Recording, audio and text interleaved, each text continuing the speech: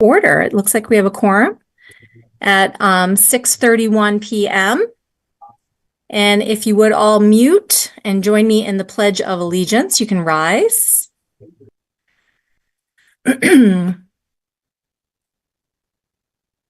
I pledge allegiance to the flag of the United States of America and to the republic for which it stands, one nation, under God, indivisible, with liberty and justice for all.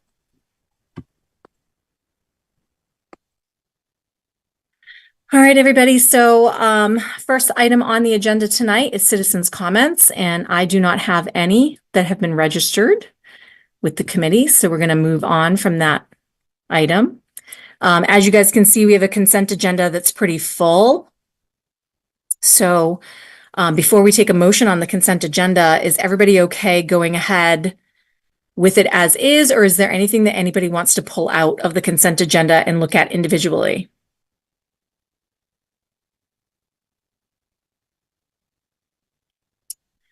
Hold on. Right. Oh, hi, Scott. Go right ahead. No, I'm trying to find my notes on that. Hey, Joe, can I just ask a clarifying question really quick? I'm assuming Joe is here. I'm here. Yeah, go ahead. Hi, Joe. Joe, if we keep things in the consent agenda and people don't want to necessarily vote against it, they just want to ask a question about an individual item in the consent agenda, we can do that during discussion after the motion, correct? Yes. What if after that discussion, somebody wants to pull something out of the consent agenda at that time? Is there a method for that? Yes. Any member of the committee can move to object to a particular item being in the consent agenda. The objection does not have to go to a vote. You are compelled under the rules of order to essentially, if any member objects, to move the consent agenda item back onto the regular agenda. Awesome. Joe, this is why you get paid the big bucks. We're so grateful that you're here. So everybody, so I don't need to pull the items out of the agenda, but I do have some questions about the grants. Yeah. So it seems like we can proceed with, if Amy Cohen has a motion for the consent agenda, that will allow us to open up discussion. So Amy, do you want to give us the motion? Yes, I am struggling a little bit because I'm on a different computer. So give me a moment here. I just had them up and they disappeared, but I will move to the consent agenda of September 25th, 2024 as provided in the meeting materials. I'll second that. Thank you. So there is some discussion, I can tell. So we'll go with Scott first because he brought up that he has a couple of items that he'd like to question. So go ahead, Scott. Thank you, Madam Chairman. So specifically, I have questions about the CSHS grant and the ESSA grant. Starting with the CSHS grant. So it looks like that's a 10-year grant that renews each year for $75,000, if I'm understanding it correctly. Does the grant amount, and please confirm that first of all. Second of all, does the amount of the grant go up each year? Because if not, is the school committee going to need to find additional money each year to pay higher salaries for the people that are hired under that grant? So Kirk, I'll send that to you or perhaps to Ross. Thank you. I will, defer to the team on that. And let's go first to Mr. Mulcairn. Yep, absolutely. So in my understanding, Mr. Powell, this grant doesn't mean it won't in the future, increased. So your point is valid. I would have to do the charting out of the math on your question with regards to the salary. But we obviously, if we got to a year in the future where this would potentially take operational money, we would have that discussion at that point. So in looking at the grant, our best bet is to just decrease our materials and supplies off that come out of this versus continuing at that level and then having to look to the operating budget for the salary portion of it. But your point is a good one and one to watch over time for sure. So Scott, did that satisfy everything you wanted to know about that grant? Yes. Okay. And then you had a secondary question? Well, is Sharon's question about that grant or something else? It's about that grant, Sharon. So Sharon, why don't you, Scott's deferring to you. Go ahead. Thank you, Scott. So I was just looking for a little bit more information about that grant. What is the district resource nurse position? Is that a new position or is it a continuing position? I can And how answer does that it work? question. Yeah, this is a position that was grant funded, I believe during the time of COVID, with nurse leader Gilbecki when she was here. And so we've continued to maintain that program through the grant funding. This 0.6 nurse is a float nurse throughout the district, so we'll perform the duties of a school nurse. If we need them in a school, we'll help with hearing and vision screenings. But also this particular position helps with specific plans for people that have very detailed medical plans that have to be handled out. So she supports all around the district, but primarily works on specific nursing cases. Does that help, Sharon? Yes, and Yeah. answer my question. Thank you. Okay, back over to Scott. Thank you. So with respect to the ESSA grant, it looks like all the additional staff are being allocated to Lancaster. Is there a specific reason for that? Because I have to believe that, Bolton and Stowe would also have some need for those resources. And how long does this grant last? I mean, similarly, like what happens when it ends to the people that we hire under it? So, Mr. Powell, the ESSA grant is otherwise known as Title I. And so the Title I program has specific rules, and it's located in Lancaster for a reason. I will turn this over to our Assistant Superintendent, Ms. Friend, to describe that grant. Ms. Friend. Sure. The Title I allocation is identified to support Lancaster, and it's based on low income percentages that make our two schools in Lancaster eligible for Title I. So that's why the grant is associated with Lancaster specifically. We did receive an increase. This is an entitlement grant versus a competitive grant. So one that, as the name would state, we are entitled to. All four elements of the ESSA grant are entitlement grants versus a competitive grant like we presented to the committee before, say the Innovation Pathways grant, which is a competitive grant, one that we apply for and write a narrative to, or our high quality instructional materials grants, which are competitive grants. So this one is a federal grant and is provided to us. We do need to write narratives and state the reasons why and how we're going to use that funding, but it is provided to us based on metrics. So for Title I, it's based on socioeconomic low income percentages. Did that answer the question? It answered the question about why it's going to Lancaster, but I did have additional questions with respect to like the durability of that grant. Sure. So I don't know if Mr. Mulcairn, if you want to speak to the salary portion, I can certainly help with that with the additional staffing that Ms. we've Friend, been if I able. can interrupt for a second. Oh, certainly. Mr. Powell, can you just define what you mean by durability? Right. So does that grant renew every year, or is it a multi-year grant? And to the extent that it doesn't, if the federal government cut it off at some point, would we adjust our programs accordingly? So this is a federal entitlement grant, and if any program, if say federal funding were cut off, our program would be eliminated, and we would have to pick up the funds locally if that ever happened. Okay, thank you. Are there any other questions about the consent agenda or anything in it?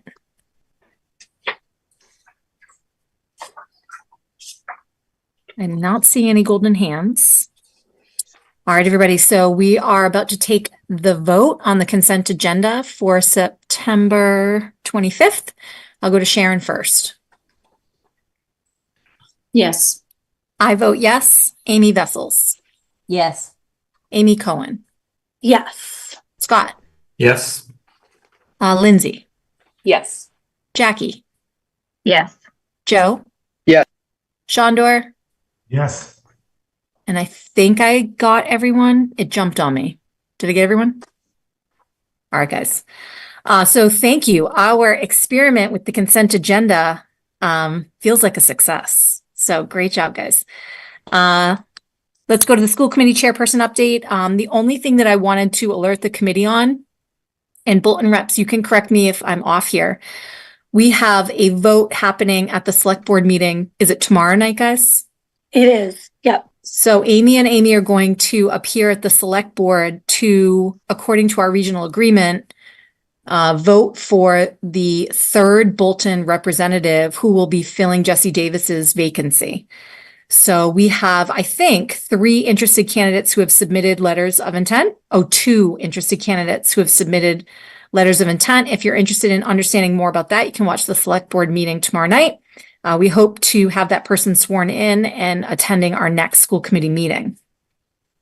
I will also say that Stowe at this moment in time still has a vacancy. And if any interested resident would like to inquire about that, they can reach out to the town hall and speak with our town administrator's office, or they can email me. All right. So next item here is our favorite part, always, our student representative report. And I do see Ava with, it looks like a uniform on and probably multitasking. So Ava, please, we'd like to welcome you. And it looks like we have a new face as well that you're probably going to introduce as well. So go for it.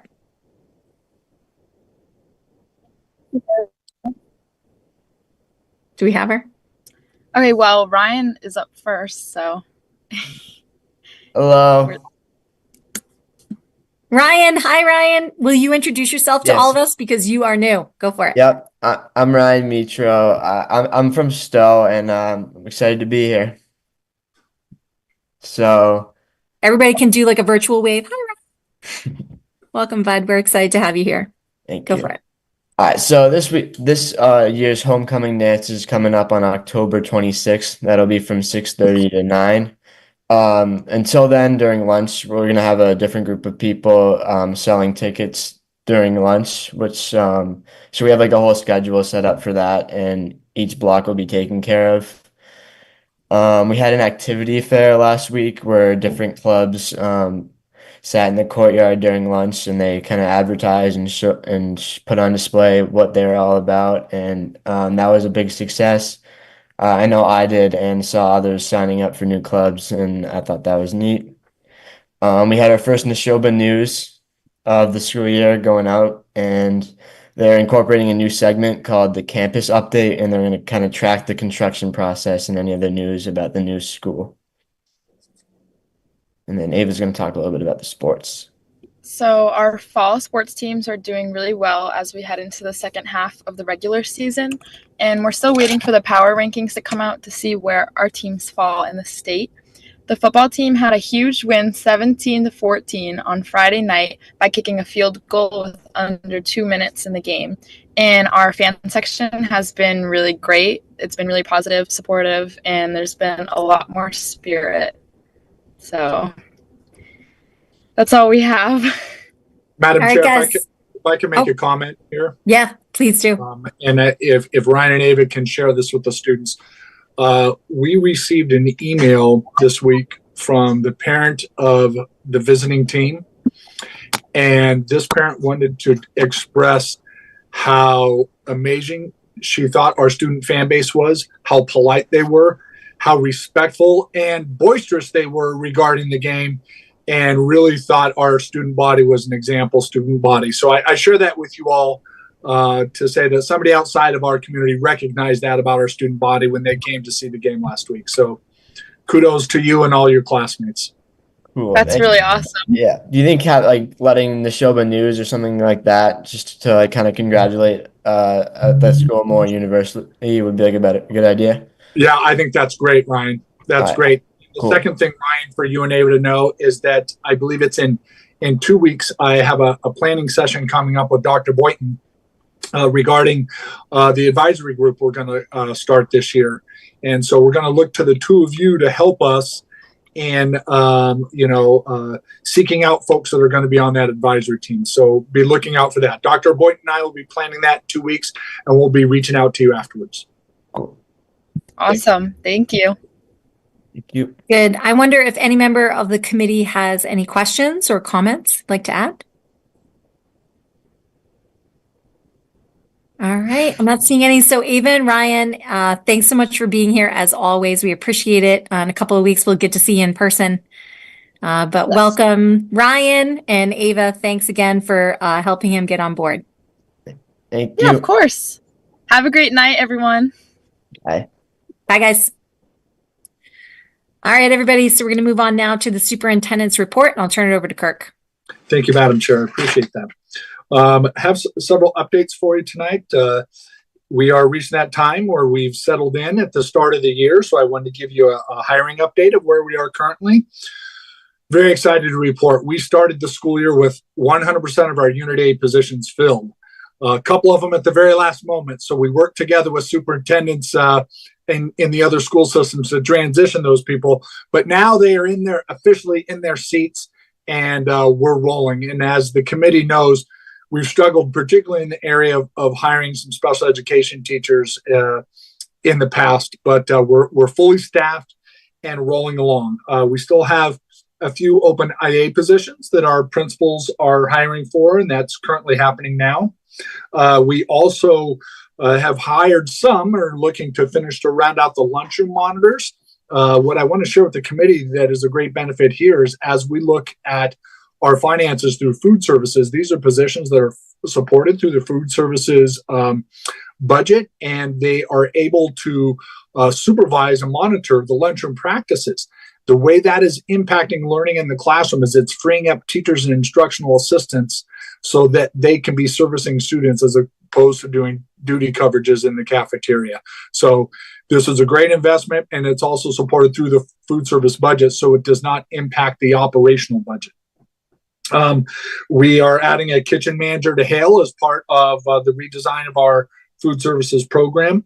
And our substitute pool is growing with applicants. And they've shared that the accelerator rate that this committee passed last year is an enticing incentive to them. I was speaking today with Ms. Hannigan, and she is ordering some signs that you're going to see posted on 117 on school properties, advertising and looking for more substitutes to come into our district. I bring those up because we've had those discussions the past couple of years in our meetings. And connected to that, and I'll pause after this part, is some net neutral staffing adjustments we made this summer.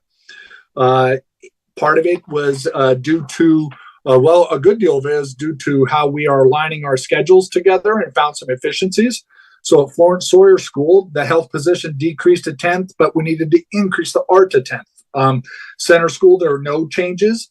At Hale Middle School, we needed our health teacher and art teacher both moved on to positions in other districts. And so we hired them at the rates, at the percentages we need them in this master design. That was a net savings of a 1.0, as we needed a 0.6 health teacher at Hale and a 0.4 art to execute our educational plan.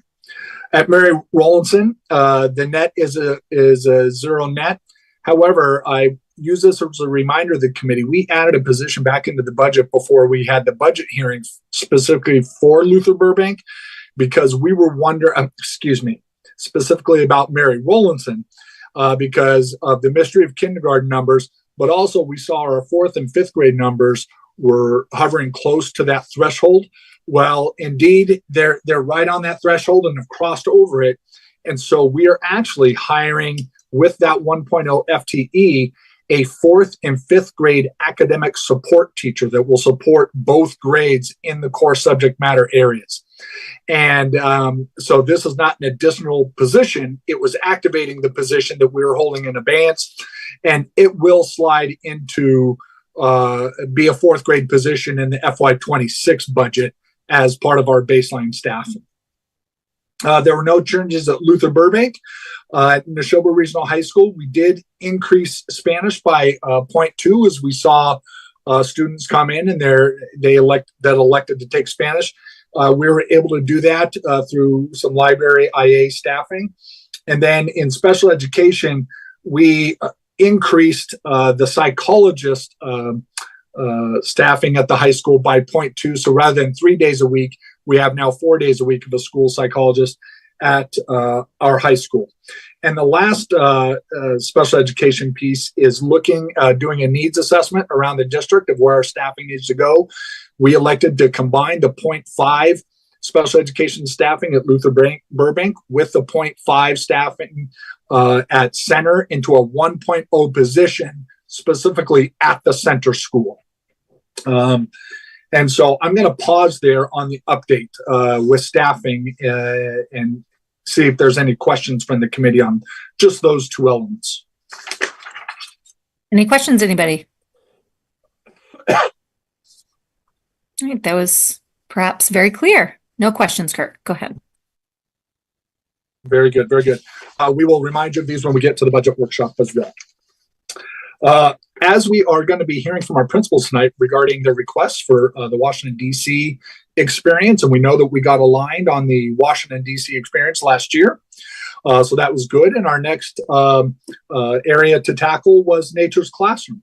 And we have worked collectively as a leadership team and have decided that fifth grade is going to be the place where we focus our Nature's Classroom experience in Neshoba Regional School District. We see that as, if you will, sort of a landmark time for our fifth graders that would be rising into middle school. In many ways, the DC trip is the seminal moment for the eighth graders as they rise up to the high school. And so right now, for this particular school year, we will continue as planned, knowing that beginning in the fall of 25, we will all be aligned, aiming for our first combined trip to be in the fall of 2025. And we are currently looking for high quality educational experiences that can take, the approximate 200 students that would be going. So we'll be shopping for that, and we'll be coming back to the committee later in this year for approval of that trip once our team is able to make those decisions. And I will pause there one more time before I turn it over for a special recognition. Any questions about Nature's Classroom? I think Amy Cohen, perhaps.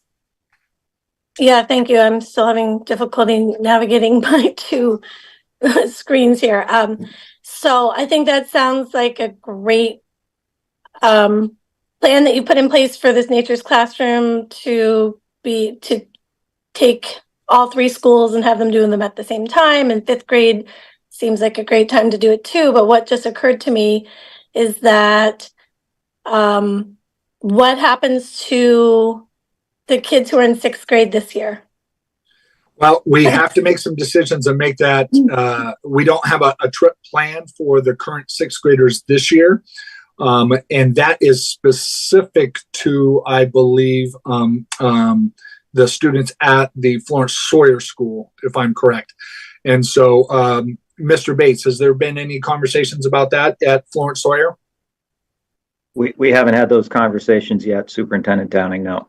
So what we know right now, Ms. Cohen, is that we have established this, but we'll take that conversation back to the team, certainly because we don't want our students to miss out on that great opportunity. Yeah, thank you. I happen to be the parent of a sixth grader who might just fall into this category of missing this trip as a result of these changes. Of course you are. I will say that the point of the alignment is so that we're all experiencing that the opportunity to go to outdoor classroom. But in the past couple of years, we've had to bring them on site because it just wasn't viable to travel away. All right, thank you. Let's go over, I think Jackie might have been next. No? Oh, Sharon. Oh, okay. Oh, Sharon. Sorry, Sharon. Go ahead. I'm just curious if you can tell me a little bit more about, it sounds like you're looking for a single location where all of the groups would go together. And so you're looking for a nature's classroom campus that can accommodate all of those kids at the same time? Or is it not, is it something different than the nature's classroom that we've done before? Yeah, Ms. Pock, there are many places that do this. And so as we've talked about it and talked about building that K-12 Neshoba identity, we would like to be aligned there. It may very well be the location that the Lancaster students currently go to, but it may not. The priority for us is to get a highly enriching educational experience. And if we can do that together as a system, that's our priority. As we've explained about the Washington, D.C. trip in the past, there's so many complexities involved with that regarding the size of groups that it makes it very difficult, which is why we don't do that for our schools with Washington, D.C. But because it's closer to us, the proximity, the familiarity we have with those programs, we're hoping we can find that. All right. Over to Jackie. I think you did a really excellent job, Superintendent, answering kind of like what my concern is, knowing that we've had a long-standing tradition of going away. So I hope that the district is able to really identify a place where kids are still able to go and experience a new, exciting and very dirty and smelly place. Dr. Reiner, thank you for that. And as we were discussing this as a team, we did discuss the option of bringing it in. And our leaders felt it was such a valuable experience for the kids to have the time away that is our priority. All our principals are unanimous in that. Over to Lindsay. Yes, so it's just a clarifying question. Can someone give me an example of, for example, what Lancaster is doing or currently planning, just so I can do some additional research on kind of what Nature's Classroom is and what that entails? And do we have Mr. Blanchard with us at the moment? Okay, so I'm going to turn it over to Mr. Bates because Mr. Bates is very familiar with that. Sure. So the Nature's Classroom experience, and I should say that very recently, Nature's Classroom has been rebranded as Outdoor Classroom. There are multiple sites around the New England region. The only site that is still considered Nature's Classroom is in Charlton, and it's much too small to accommodate really even in one of our larger fifth grades, much less all three. The goal as we continue to build our Neshoba identity pre-K through 12 is as Superintendent Downing said, to bring all of the fifth graders together in the final year of their elementary experience, if we can. And there are a lot of sites, but a limited number of sites that would be able to handle all three fifth grade schools fifth grades at once. But Mr. Blanchard and Ms. Savalek and I are talking with them and trying to work that out. Currently, Lancaster goes to a site in Maine. Sean O'Shea is here, I think. I'm not sure where the location is. It's about an hour and a half away. And I think that's been the site that they've gone to for quite some time. Interesting. Okay, great. Yeah, thank you for the background. That's very helpful. You're welcome. I would just add. Oh, go ahead, Sharon. The Nature's Classroom site that Rollinson has gone to is in Orchard Park, Maine. It's right about a mile from Old Orchard Beach. Yeah. Great. Thank you. And just for a little bit of context too, I want to say how much I appreciate you all bringing some parity here across the three towns, because the kids of Stowe, I don't think have ever done this. And, bravo to the leaders in Stowe, especially for stepping up and taking that on, because it's a really big undertaking. And I really appreciate that. So even though my kids are sixth grade and above and will never experience it, I'm really happy that all of the younger kids will. Madam Chair, just for clarity, that the experience for the Stowe kids have been the in-school experience. They haven't had the overnight experience. And so that's where we had a lot of discussion around the value of the overnight experience. Yeah. Amy, another question? Yeah, I just wanted to clarify for other school committee members who may not be aware that this tradition at Florence Sawyer has happened at 7th grade. Sounds like I didn't realize it was happening at different grades at the other schools. And so that's why I was asking about the 6th graders at Florence Sawyer now, because I think that this is an experience that they, as they're rising up, especially through a K-8 school, they really look forward to this being a 7th grade milestone. And so I would just hope that if this plan goes forward, that there is some thought given to what will replace that for the current 6th graders, because to them, it'll feel like they're missing something, but to everybody else, it's going to feel like they're gaining something. So. Thank you, Ms. Cohen. Yep. Yeah.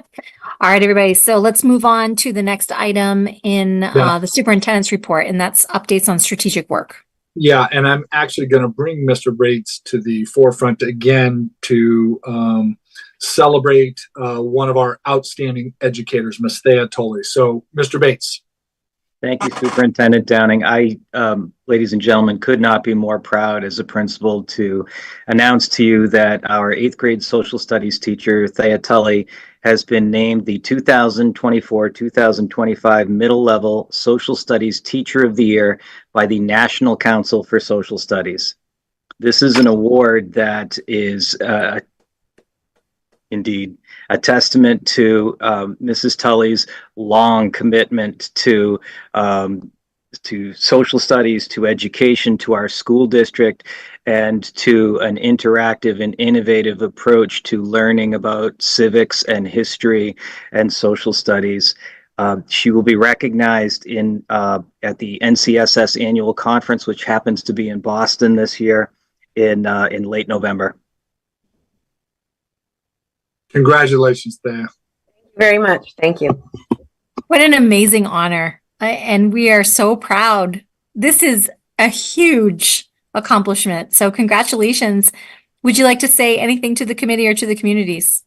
Just thank you for all your support, and a shout out to Laura Padgington, who put a bug in my ear. So I just say thanks to everybody. Everybody's been wonderful. Thank you so much.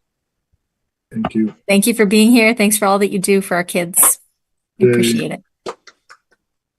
Wonderful. All right. So Kirk, you can just keep it rolling. Yeah, we'll move into our updates on strategic work, and I'll first give it to Finance and Operations Director Ross Mulcairn. Thank you, Superintendent Downing. Thanks to the committee. I have a brief item today, but it's an important item. So we've begun our work on the FY26 budget, and our first step is to determine and publish the timeline for the budget season ahead. You'll see the FY26 budget timeline for your review in the meeting materials. This was already presented for review and feedback at the September Budget and Warrant Subcommittee meeting. The timeline includes the key benchmarks in preparing the proposed budget for the January 15th budget workshop and the subsequent review and approval process that culminates at the town meetings in the spring. We've added a short message at the top of the timeline to direct the public to the Finance and Operations Center, which you've all seen, and certainly to the budget process video. So the intent there is to continue to bring the clarity and information forward about the full scope of our budget process so that these types of documents don't live in silos and that there could be greater context across the budget process when the public is viewing them. Thank you, Mr. Mulcairn. And for our last piece, I'll bring forward Assistant Superintendent Friend to talk about the new pilot schedule at Neshoba Regional High School. Thank you, Superintendent Downing. We are excited to share that our high school will be piloting a new schedule beginning on October 7th. The piloting of a new schedule reflects our continued work to support and strengthen the student learning experience. As you are aware, we have implemented aligned schedules K-8. The work at the high school level reflects the next phase of this work. It's big work and a culmination of year-long efforts on the part of Dr. Boynton and the high school scheduling working group and team. Last year, the group met weekly, during which time they explored scheduling options and sought faculty and student feedback about what was working and what was not working or could be improved. The result was a schedule for piloting this year and a goal of full implementation next year. The proposed new schedule is a 7-day schedule that drops 1 period each day, allowing for longer periods and time for deeper learning, less transitions for students and staff, and a new flex block period 2 days during the week. The flex block period would serve 2 purposes. It would create space in the schedule for teacher collaboration and professional learning communities already underway in grades K through 8, and provide time for students to ask for and receive targeted support from teachers as part of our build out of MTSS at the high school level. After the pilot, Dr. Boynton will be surveying staff and students to get their feedback on this new schedule to inform next steps towards implementation. Thank you, Ms. Friend. And Madam Chair, that concludes our report this evening. Excellent. Are there any questions about those last couple of items? Forgive me if I missed this. How long will the pilot, what's the duration? How long will it go? 3 weeks. Okay. All right. Well, we are excited to see how that goes. Great job with all of that experimenting and all the teamwork between the admin team and the teacher teams, staff teams. All right, guys, we're moving on. New business. Without objection, I would like to move the letter B to the top here and actually take on our Washington, D.C. trip requests so that some of our special guests can have their business taken care of first. Seeing no objection, let's go ahead with that. And Kirk, maybe you can cue it up before I take a motion. You bet. I would like to introduce Mr. Bates, Mr. Grady, and Mr. O'Shea as our middle school principals. This is the annual request to approve travel to Washington, D.C. for our 8th graders.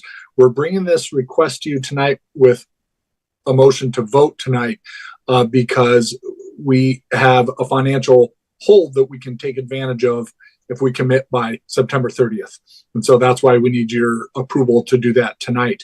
But this is our annual trip that we aligned with all of our 8th graders. You might have heard me mention earlier that our 3 schools do this a little bit differently. And part of that is because of how we have traditionally experienced the DC trip in the past, but it also is very difficult to find a vendor that will work with us 200 students large on this particular trip. So we do go school by school with that. So without further ado, I would just like to turn it over to our principals. And who's taking the lead on this one tonight, gentlemen? Superintendent Downing, I think it's Mr. O'Shea's turn. Okay, so Mr. O'Shea, we'll turn it over to you.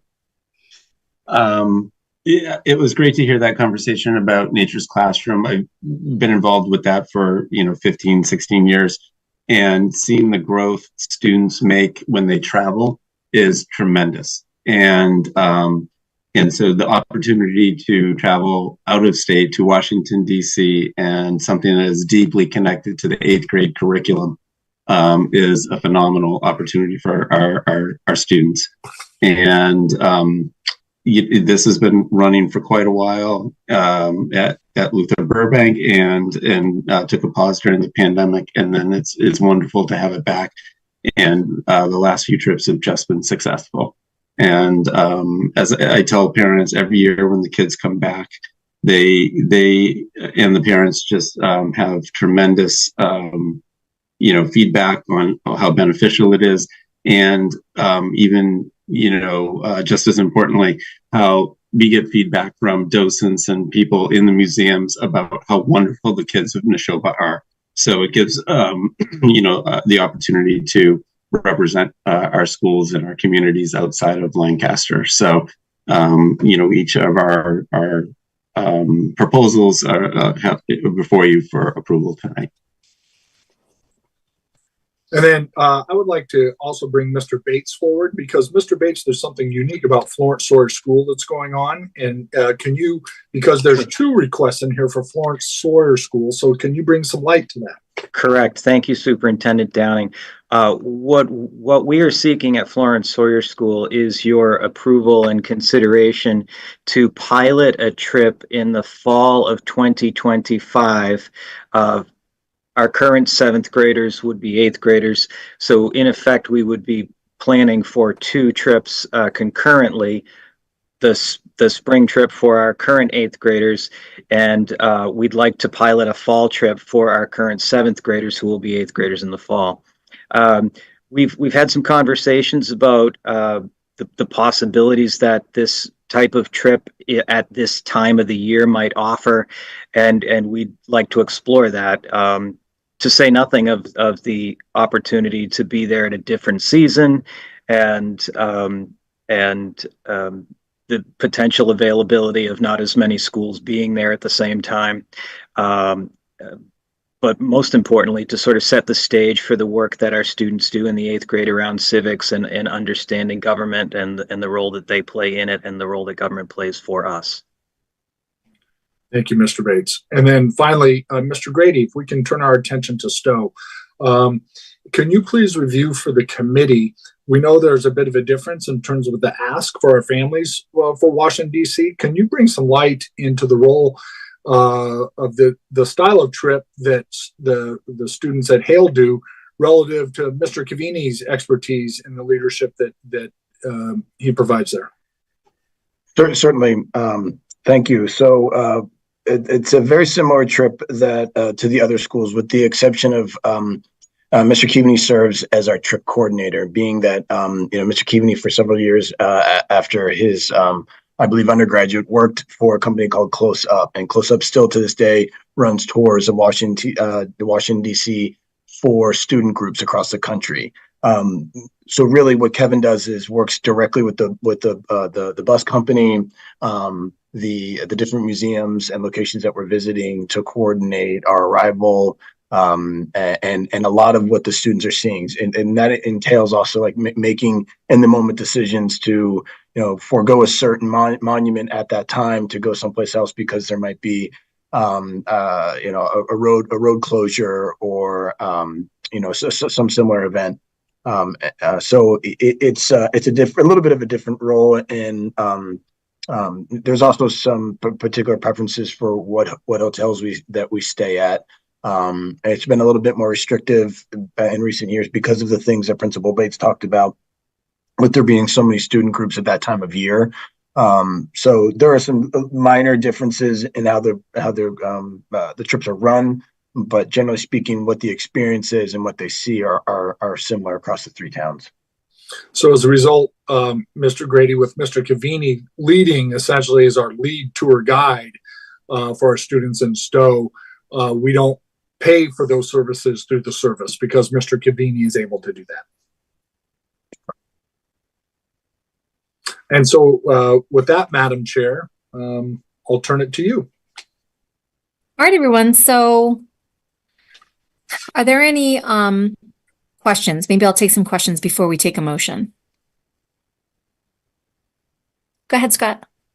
So you addressed most of my concerns or questions regarding the trip. The one thing you did that I noticed that was a little bit concerning to me was, looks like one of the trips was scheduled for Memorial Day week, the last week in May.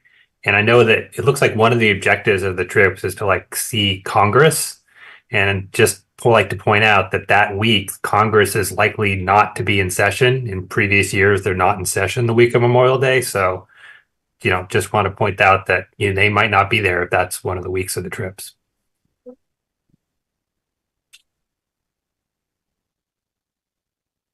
Noted, it seems. Thank you, Mr. Powell. Amy Cohen.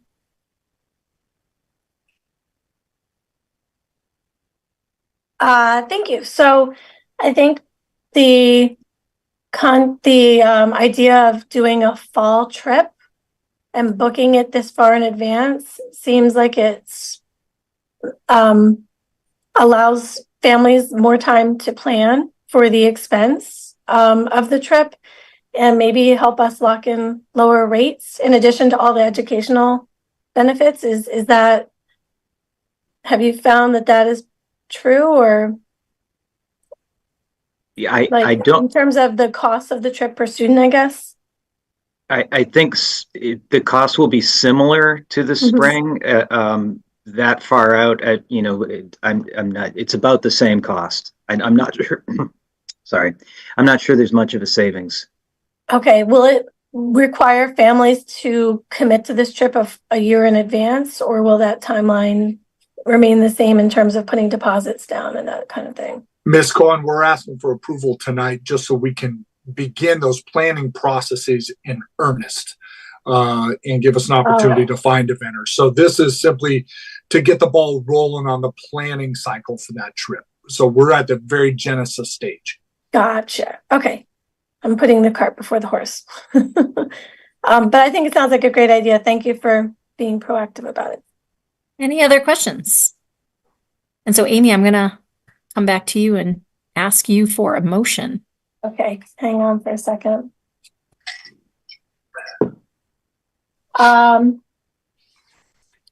Let's take it. And it looks like Kirk wants two separate motions. So the first motion is just for the current school year. Yeah, for tracking purposes, I thought it'd be better to do a motion on this year's trip together in a bundle, and then we will isolate the Florence Sawyer trip for the fall of 25. Okay. I move to approve the Florence Sawyer Hale and Luther Burbank Middle School Washington DC trips for the 2024-2025 school year. I'll second that. Is there any further discussion? Seeing none, we'll take the roll. Joe? Yes. Lindsay? Yes. Amy Cohen? Yes. Sharon? Yes. Jackie? Yes. Shondor? Yes. Amy Vessels? Yes. Scott? Yes. And myself, yes. That motion passes, and Amy will take the second motion. Okay, I move to approve the Florence Sawyer Washington DC trip for fall 2025. I'll also second that one. Any discussion on that? I will just quickly say that the high school that I work in is going in the fall this year, and I've already told Kirk that, so maybe you could even check in with the principal to see how, or the superintendent to see how that went, but they are hoping for a good experience also. Great. All right. Thank you for that. Yeah, let's take the vote. Amy Vessels? Yes. Myself, yes. Scott? Yes. Sharon? Yes. Jackie? Yes. Shondor? Yes. Amy Cohen? Yes. Joe? Yes. Lindsay? Yes. All right, motion passes. Thank you to our middle school principals who are here. Joel, I know you're more than a middle school principal, but our middle school principals, thanks guys for joining us and for always being out ahead of the horse. Thank you so much for your support. Thank you, Mr. Bates, Mr. O'Shea, Mr. Grady for coming tonight. All right, guys, moving on. I would just like to say that there's an item in new business called Superintendent Goals Recommendations. Kirk, I think that was an oversight on my part because this presentation was in the planning calendar for tonight. Yeah. But we're going to have Kirk present his goals at the next meeting. Yeah, that's correct. Yep, so that's totally fine. Personnel met with Kirk on Monday night, and we hammered all of that out. And so it would have been just too quick of a turnaround for Kirk to build the presentation for tonight after we identified all of the indicators that he is going to be focusing on based upon what the committee decided at the workshop. So at the next meeting, and I've already moved it on the planning calendar, at the next meeting, Kirk is going to do a presentation on what his goal structure will look like. And at the meeting after that, we will vote to approve his goals, remembering that it is now a 2-year cycle. So we do have a little bit more wiggle room on that timeline. All right, so that takes care of that agenda item. Let's go to what we've all been waiting for, and that is the school committee goals presentation. And what we have here is a spreadsheet in the meeting materials that tries to get the school committee to formulate SMARTY goals that are that hold us accountable for moving the strategic plan forward in our own right. And so if you guys could, or maybe Alita, you should, can I share my screen, Alita? All right, so I'm going to share my screen, which, as you guys know, makes you almost invisible to me. So, Amy, you have a question already? I I just wanted to point out that it looks like the goal for the communication subcommittee was deleted. So I'm gonna, while we're talking, I'm gonna be typing in there and trying to recreate what was in there before. Right on. It's Thank you like for that. somehow disappeared. Oh, I'm sorry. That's okay. You can go into the version history and maybe find it that way, or if you can just recreate it quickly, that's fine too. And Madam wants- Chair, Ms. Masterson will make sure that once that update's there, that we update the meeting materials, because we should always make sure that what is presented publicly is in the record as well. Yeah, and Alita, did you posted the Google Doc to the materials, so Kirk, it'll update automatically. All right, so I'm trying to share. Hang on, guys. I'm rustier than I should be.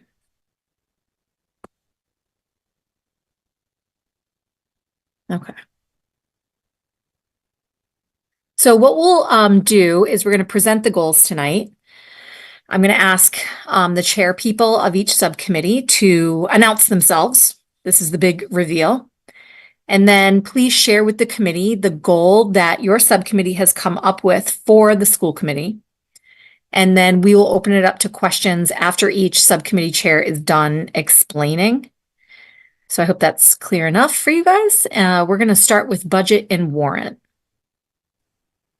So this is Scott Powell, and I was elected the chair of the Budget and Warrants Subcommittee. Congrats. We discussed a couple of goals, only one of which actually aligned with the strategic goals, and it's effectively what the same goal we worked with last year. So apologies to my fellow committee members if I only included one of the two things we discussed on here, and it's maybe slightly different from what we discussed in the subcommittee. But again, effectively the goal we talked about was enabling the district, the 26 district budget and the activities associated with that. All right. Great. Any questions on budget and warrant? And I cannot see your golden hands, so please feel free to just jump in. Hearing none, we're going to move on to policy. Is that you, Amy?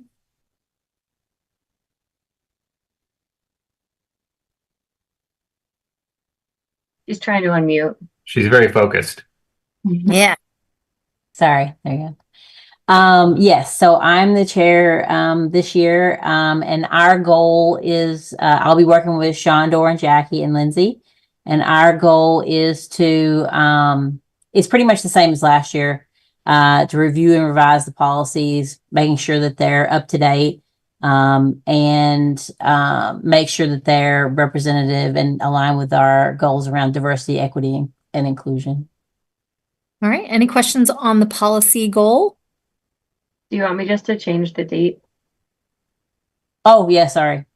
Yep. Oh, yeah. Do you have editing privileges, Jackie? I think you do. Gracias. Any other questions? Backing up just for a quick moment. I have a question, actually. Oh, go for it, Amy. Sorry, my video is, yeah, I'm just wondering if, and maybe this will actually answer itself as we go further down, how policy works with DearJ. Whether that's... Well, funny enough, our DearJ liaison is also excited to be on policy this year. So Jackie, you want to speak to that? Yes. So DearJ is working with all of the school committee, not any one specific subcommittee. So when we get to the goals for the ask for DearJ from us, if there's specific goals that you would want included, that certainly is a conversation that we could have. Okay. Thank you. Any other questions or comments about policy? All right. And also backing up really quick, Scott, you are the chair of budget and warrant. Can you recall who the secretary is? Who is that? Drum roll. Is it Shondor? It's Shondor. Okay, good. Nice. Yep. So Alita, I'm going to do that for each one of these subcommittees so that you can add that. I think I didn't know the secretaries on all of them on the Word document that you're going to post to the web. That is the explanation of who's on what committee and the charge of each committee. So we're going to actually talk about that at the end.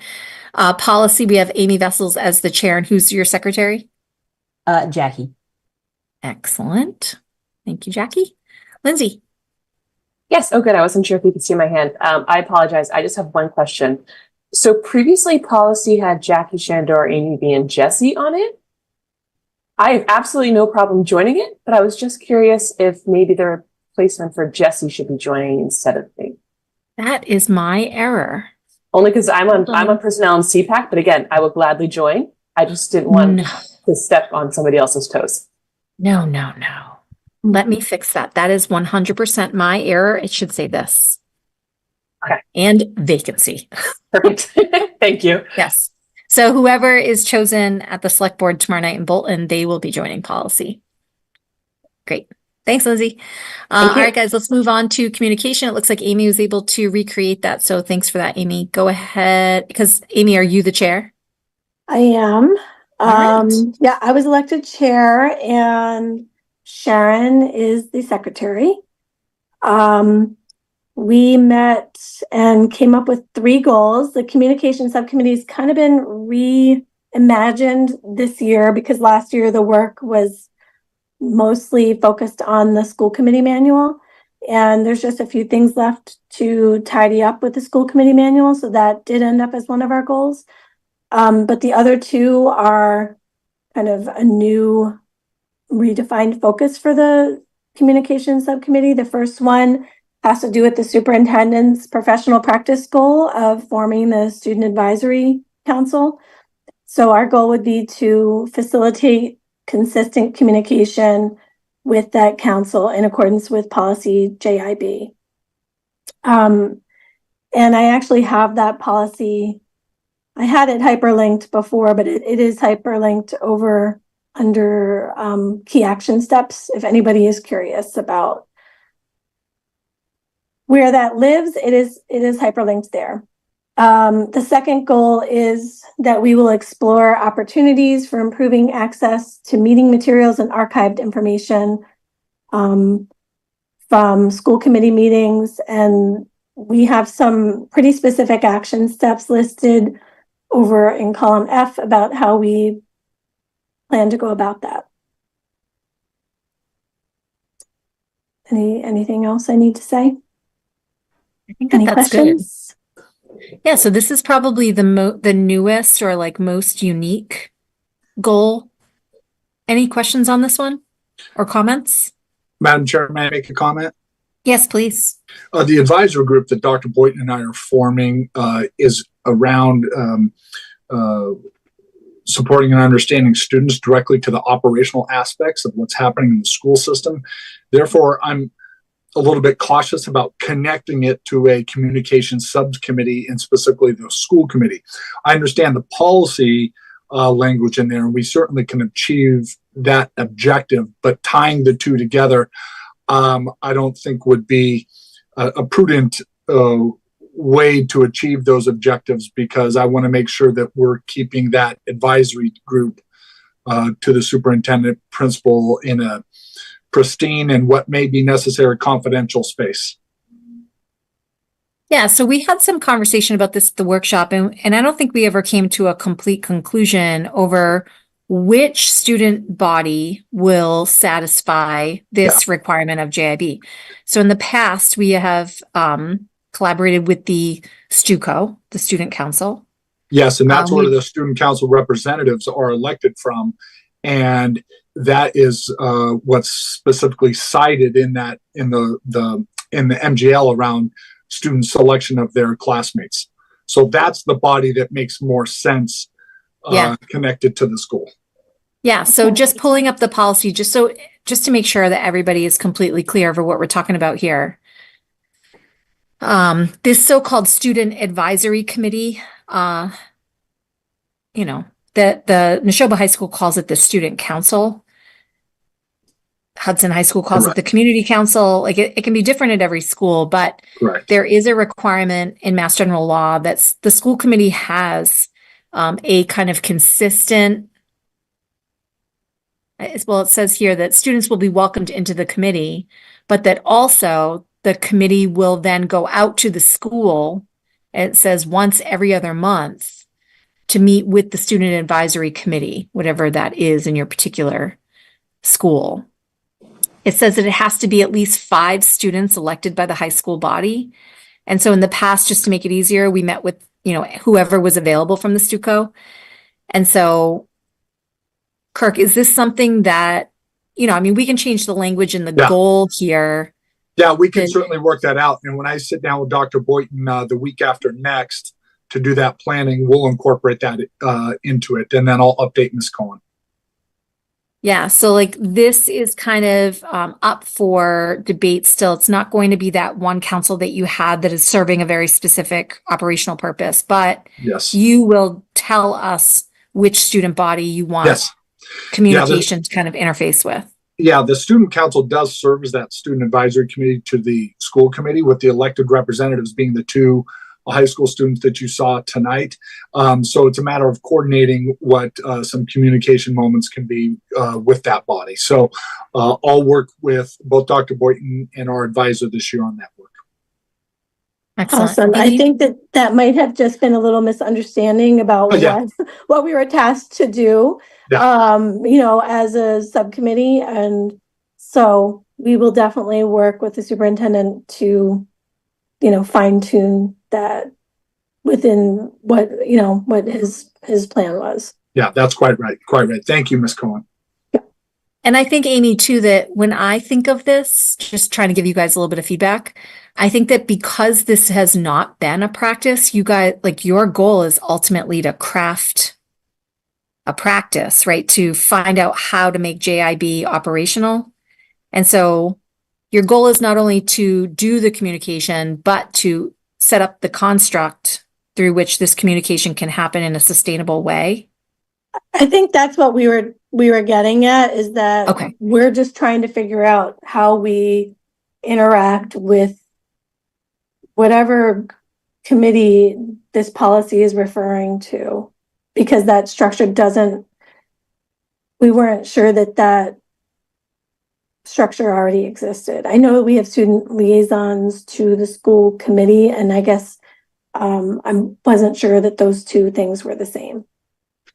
So would anybody object if I put that the committee will construct and facilitate? Or we kind of, in the action steps, we talk about creating a structure. So I think it's in there. It's just not captured in this is partly because I had to retype things. Like I had put more thought into the wording of this, but it got deleted. So, does that make sense? So I just added the committee will create a structure to facilitate consistent communication with the student council, likely in accordance with policy GIB. I'm okay with that. Guys, any other questions? Yeah. Any other questions about? Oh, I'm sorry, Amy, go ahead. I was just going to check in with, I'm curious to hear what others think, especially others on the communication subcommittee. I don't want to speak for them. Anyone? Oh, looks like they're okay. All right, everybody, moving on to personnel. Sharon. So that is me. I will chair the personnel committee this year, and Lindsay is secretary. Our goal, again, is very similar to previous year's goal. It focuses again on the student, or the superintendent rather, evaluation process, and with the goal being that at the end of 2 years now, we'll have the full participation from the committee in the evaluation process. All right. Do you Any need more? questions on? No, that looks good. Any other questions? All right. And then over to Dear Jay, and you guys might notice that Dear Jay is written more like a goal for Dear Jay and less like a goal for the school committee. Correct me if I'm wrong, Jackie, which is totally fine by me. But I just wanted to point that out, that makes this one a little bit different. And if the committee wants to keep it that way, that's, again, totally fine by me. Or if you would rather it be revised to be more of a goal for us, I'm fine either way. So Jackie, I'm going to let you describe the work that you guys have done because it looks like a lot of work here. That's pretty awesome. And then we can open it up for discussion. So the way that I was thinking about it was, what are the things that we talked about in the workshop? And then what's the spirit of the goals that Dear Jay had supported in the school committee last year? So that was specifically around providing feedback for the equity audit, and then also supporting us in developing a DEIB statement that the school committee could adhere to. So these goals look a little bit different because the ask is, these are the things that we are looking for, and I'm happy to revise this however we would like. What I am trying to replicate is more consistency in how Dear Jay is sharing feedback with us and we're asking for, and then having specific dates and deliverables around things that we're really looking for. So there's some specific things that we are hoping, based on the conversations that we had last year at the workshop this summer, and then in some early discussions this year. So they have not met as a group. That's happening on October 1st. And really that's the hope, is that if we decide that these are the deliverables or the activities that we want them to focus on, then at that onboarding and first meeting that they'll review these and basically determine whether or not this can be met. So for me, the key takeaways are providing additional feedback and maybe some more space around hearing what they had to say in response to the equity audit as being something early on. They also have a really phenomenal guiding document that has been cultivated over the course of many years. And so part of what we're asking them to do is look at how that guiding document currently exists and then realign it with current policy, so that we're making sure that we're identifying potential candidates for the advisory board at specific timelines, and that there are other key activities for them to be able to do. For me, the big one is finalizing a decision-making tool that all subcommittees can utilize, and then hopefully pilot that starting in December or January, so that we can give active feedback about how is that working for us. Is this a tool that's sustainable for the school district and the school committee? Thanks so much for that, Jackie. Mm-hmm. Does anybody have a question or a comment? Anything you would like altered?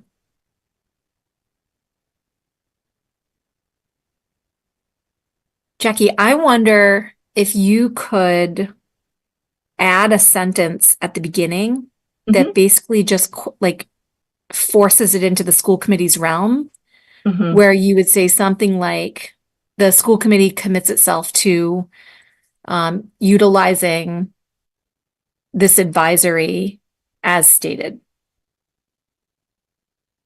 Do you know what I mean?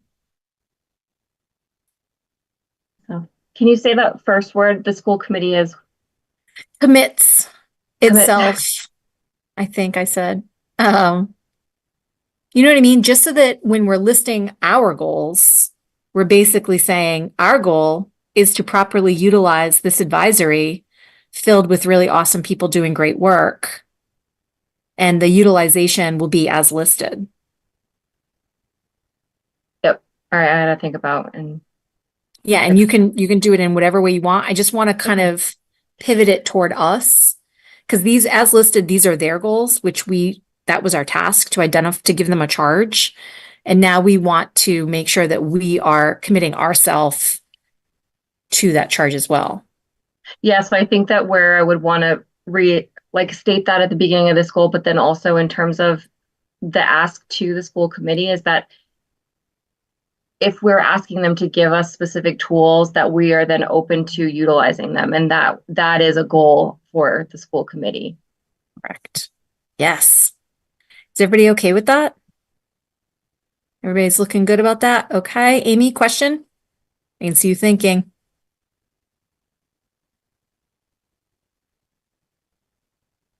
Are you unmuted? Trying. She's trying. Okay, there we go. So frustrating on the phone. I guess my only comment is this seems very ambitious. Well, I will say, yeah, there are parts of this that have been worked on for many years, and I think specifically the decision-making tool, that there has been a tremendous amount of work poured into that, and I think it's just coming to a place where we're saying, okay, let's try this, and it may not be the best tool, and we're trying it to see how it feels and to make a commitment to utilizing it on a regular basis in real time. and that's listed like as the I see it now. Okay. All right. All right, Yeah. guys.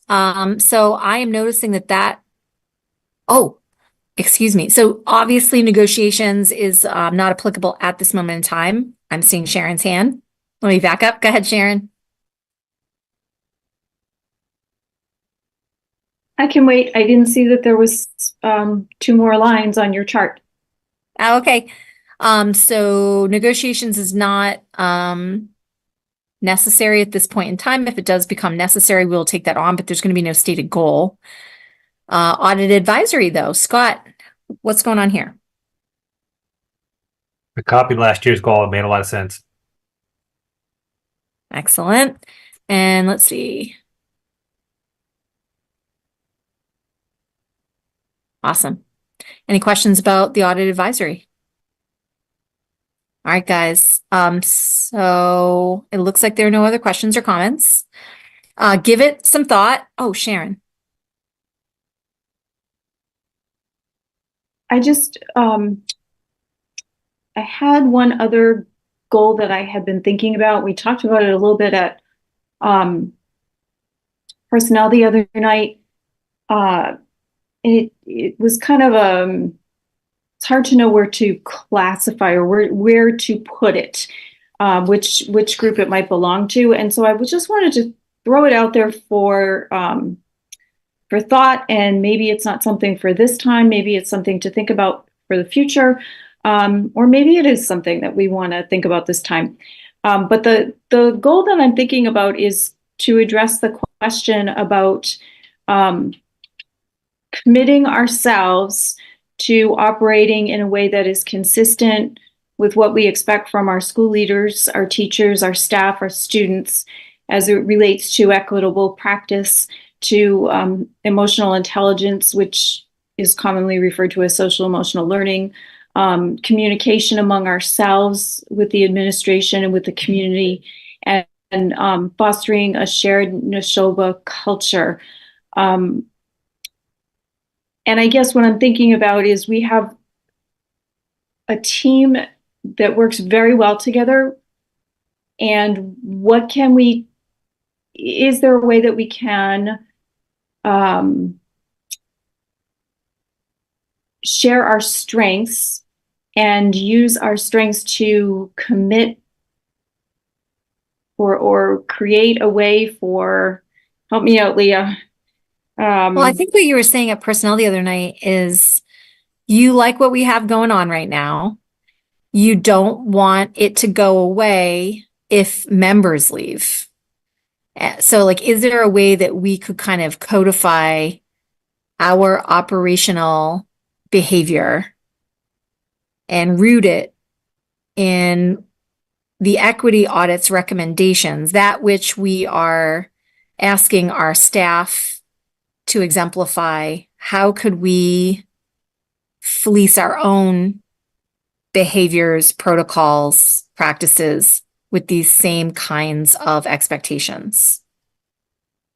And let me add in there. I think I misspoke the other night when I spoke about it not going away, as much as I was thinking about how can we use what we've learned as a committee now about how to work really effectively together to pass on to this committee as it reinvents itself on a regular basis. That these are some things that we've learned along the way that work really well. It's kind of like institutional knowledge that work really well. And maybe that will be helpful in the future, and maybe they'll find some other things to add or change or update as personalities change and as we move forward. So just something to throw out there, I guess. Right. So let me see what Amy thinks. Go ahead, Amy.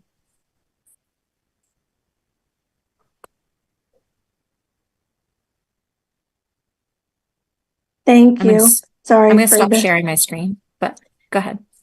Yeah, I like the idea of an almost like an overarching goal for the school committee. I think that's what Sharon's getting at, but I also think that what she's referring to, we try to capture in our protocols that we develop. And so maybe all we need to say is that one of our goals is to conduct business in accordance with the protocols we have pledged to what you were saying, Sharon and Leah, was much more eloquent than what I'm trying to say. But the point of it was that we have protocols in place that kind of we've already agreed to operate by, but they're not really captured in any of this. Yeah, and I think what Sharon and I were, and Lindsay was at personnel with us as well, what the three of us were kind of bantering about. I mean, Lindsay is obviously new, so we were trying to like bring her up to speed about the history of this committee, et cetera. And I think what we said was maybe what the protocols need is a preface that almost provides like some sort of historical context. And because there is no introductory paragraph really of any substance. And so maybe personnel, because we have this 2-year cycle for the superintendent now, like personnel is feeling like we don't have anything to do. You guys could maybe task personnel with looking at the protocols to perhaps build some sort of preface that will get at what Sharon is looking to do, provide future school committees with a little bit more institutional knowledge so that none of that gets lost. So let me go to Kirk. I should have lowered my hand. Ms. Cohen stole my thunder. Darn you, Ms. Cohen. But I think that's what we're talking about here is the sectors of the committee and your subcommittee goals to those sectors. So what Ms. Palka is talking about is overarching, definitely belongs in the protocols, as that's the norms of engagement for this group. And so that makes good sense. So guys, I don't know that we need to make it an official goal, but can I get a thumbs up if you guys are all okay with expanding the charge of the personnel subcommittee to explore this idea a little bit? I see one thumbs up, couple thumbs up. Everybody okay with that? Joe, you all right with it? Shonda, are you okay with it? He's like, sure, have at it. All right, guys. So can I ask a clarifying question? Sure. So you would explore the idea of developing language for an overarching goal that would tie into the protocols? Because no, we would explore the possibility of putting a preface in front of the protocols. And you guys don't have to vote for it.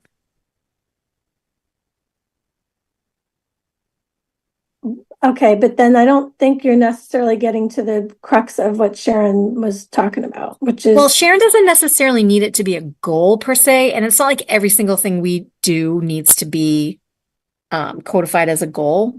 But I think she wants to start toying with this idea, and Sharon, correct me if I'm wrong, of like how to find a home for this idea she has. Sharon, does it feel okay for you?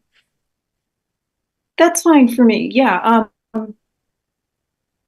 I guess what I'm thinking about is we've had some challenges in the past as a district, and we've figured out how to move in a positive way so that we're in a much different place now. This district has taken off in the last few years.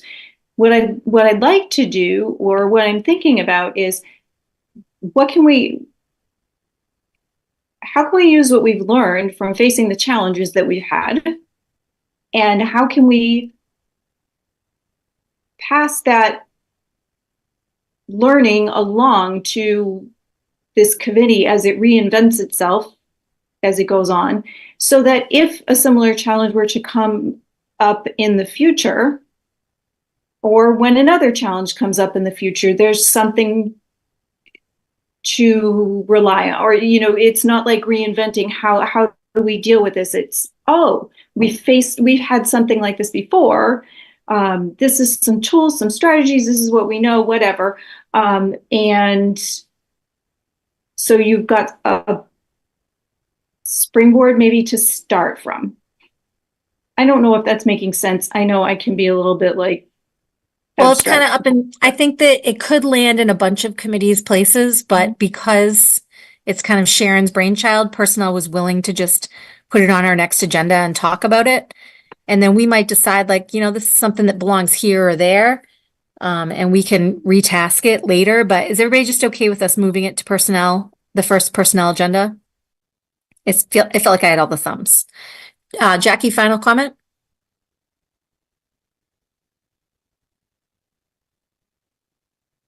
You're good. Where'd Jackie go? I'm good. Oh, you're good. Okay. Sorry, you jumped. Thank you. Sorry. Okay, thanks. All right, my friends. So we will vote on this spreadsheet the next time we're together. It seems like the ones that are up there are going to be the formal goals for the year. That's that. So moving on the agenda, the next topic is finance and operations, but the only thing Ross had to share was the grant information, I'm pretty sure, and that was all in the consent agenda.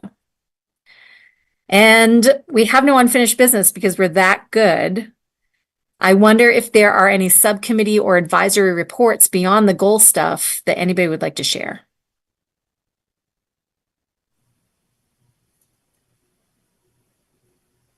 Seeing none. Thank you everybody for that. Items on the next agenda, you guys can check out the planning calendar, but let me share my screen really quick. I'm less rusty right now. So you guys can see that this is what's going on for the October 9th agenda. I think I have it all right. Any questions or comments? Just yell it out because I can't see you guys. Do we need the budget timeline at the next meeting? It was shared with us at this meeting. Kirk? No, we don't. And I was going to say also where you see the equity audit, strategic plan, superintendent goals, that's all going to be wrapped together. And we'll flush that out in our planning session, Madam Chair. Very good. So I can delete this. Yeah, Kirk? Please. Yes. Thank you. All right. Yeah, we moved it up. Any other questions or comments? Yeah, Amy. Yeah, I was just wondering if during the school choice update, we could also, if the update could include how many spots were filled from this year and what the process of applying for school choice looks like for students. Yeah, that's already done. Perfect. Thank you. Great. Anything else, guys?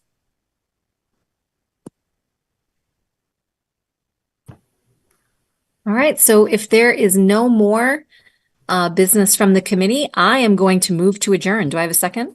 Second. All All right, Scott, good job. Let's take the roll. Amy Vessels. Yes. Myself, yes. Scott. Yes. Jackie. Yes. Sharon. Yes. Joe. Yes. Amy Cohen. Yes. Lindsay. Yes. It was not a record breaker, guys, but it was pretty darn good. Hey, you missed me, but I'm a yes. Oh, Shondor, you have to stay. You have to stay. Sorry. I'm going. Shondor votes yes. I'm sure he does. Thank you, everybody.